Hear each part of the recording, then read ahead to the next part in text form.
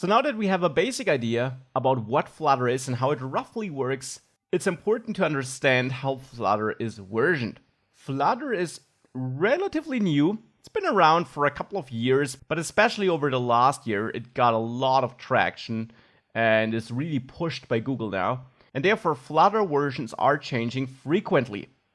Now, this does not mean, however, that Flutter changes all the time, that everything about Flutter changes all the time. Indeed, Flutter actually is pretty stable, and the core API, the core features which you therefore also learn about in this course, will not change. Instead, new versions bring bug fixes, smaller improvements, often also some behind-the-scenes changes which you don't even see, and maybe also some new niche features. So maybe some new features which you don't directly need in your app, or which now allow you to implement something in a different way than you did it before, but your old way also still works, but you could now also use a different way. These are typically the things that change.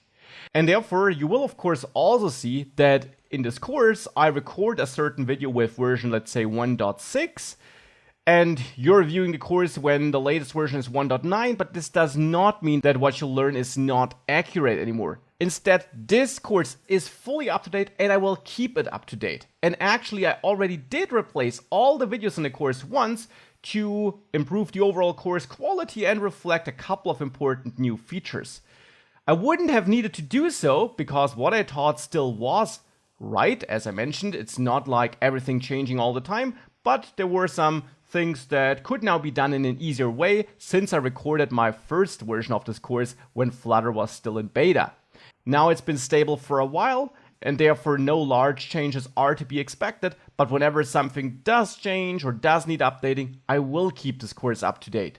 And now that we have that out of the way, it's time to set up Flutter, set up the development environment for Flutter, and build our first little Flutter application. And as a side note, the next videos actually are from my first version of this course. Therefore, there you still see the beta version of Flutter. The setup hasn't changed a bit. The look of the website has changed a tiny bit, but the steps are the same, the result is the same. That's why I kept these videos around. They're 100% accurate. Nonetheless, but really keep this version thing in mind. And whenever something changes and doesn't work anymore, I will fix it and update it. No worries. So with that, let's build our first Flutter app and see how Flutter actually works and how we can build Flutter applications together.